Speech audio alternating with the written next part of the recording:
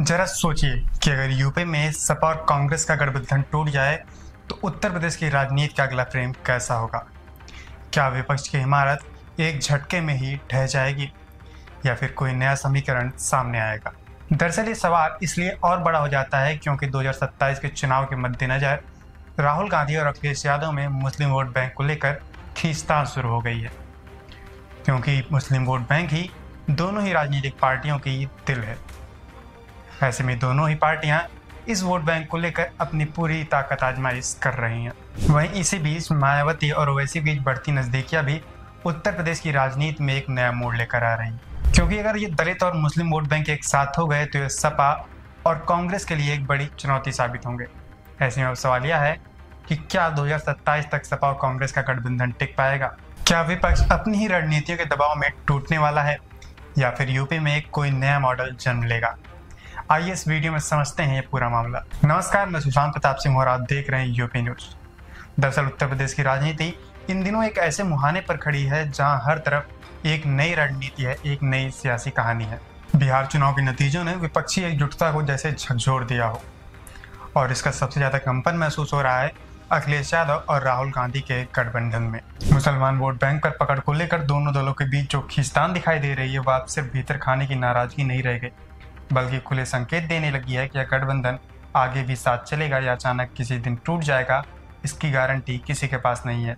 अखिलेश यादव के सामने इस समय एक बड़ा सवाल खड़ा है कि क्या कांग्रेस के साथ रहना उनके लिए फायदेमंद है या फिर उससे अलग हो जाना ज्यादा सुरक्षित है।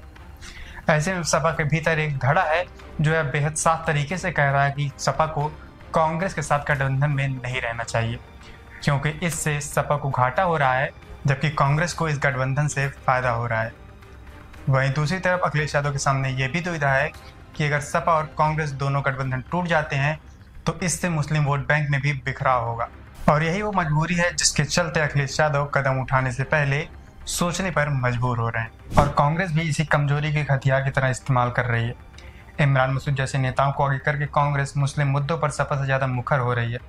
यहाँ तक कि आजम खान के मामले पर भी कांग्रेस की आवाज ज्यादा तेज थी, जिससे सपा के भीतर असंतोष और बढ़ा। कहते हैं कि राजनीति मुश्किलें अकेले नहीं आती, साथ में कई और पहेलियां लेकर आती है। यूपी में मायावती और ओवैसी की बढ़ती नजदीकियों की चर्चाओं ने सपा की टेंशन और बढ़ा दी है। अगर दलित मुस्लिम सीटों पर बसपा और एआईएमआईएम ने तालमेल कर लिया तो सीधा नुकसान सपा को होगा। यही कारण है कि अखिलेश ने अपने नेताओं को निर्देश दिए हैं कि मायावती पर हमला करने से बचे, क्योंकि किसी भी बयानबाजी से दलित वोट कांग्रेस या बसपा के पाले में जा सकता है और मुस्लिम वोटों का समीकरण और उलझ सकता है।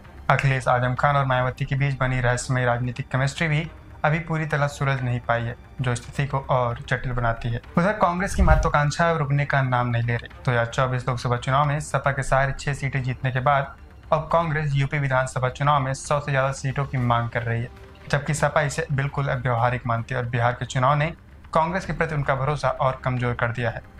राहुल गांधी का विपक्षी चेहरा बनना, कांग्रेस के बढ़ते आत्मविश्वास और यूपी में जमीन तलाशने की कोशिशों ने गठबंधन की दीवारों में दरारें और चौड़ी कर दी हैं।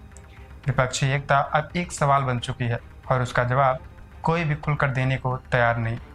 ऐसे में अब सबकी नजरें टिकी है संसद के शीतकालीन सत्र पर। इस सत्र में ही यह तय हो सकता है कि सपा और कांग्रेस एक दूसरे की जरूरत बनकर साथ रहेंगे या फिर ममता बनर्जी की तरह अखिलेश भी अपने रास्ते अलग कर लेंगे। यूपी की राजनीति इस वक्त एक ऐसे मोड़ पर है जहां मुस्लिम मत, दलित मत, बसपा की मौजूदगी, एआईएमआईएम की एंट्री, राहुल गांधी की बढ़ती महत्वाकांक्षा और कांग्रेस सपा का खिंचतान सब मिलकर अखिलेश यादव के लिए एक ऐसा जटिल राजनीतिक भूल भुलैया खड़ी कर रहे हैं जिसके हर मोड़ पर नया खतरा और हर दिशा में नई चुनौती है।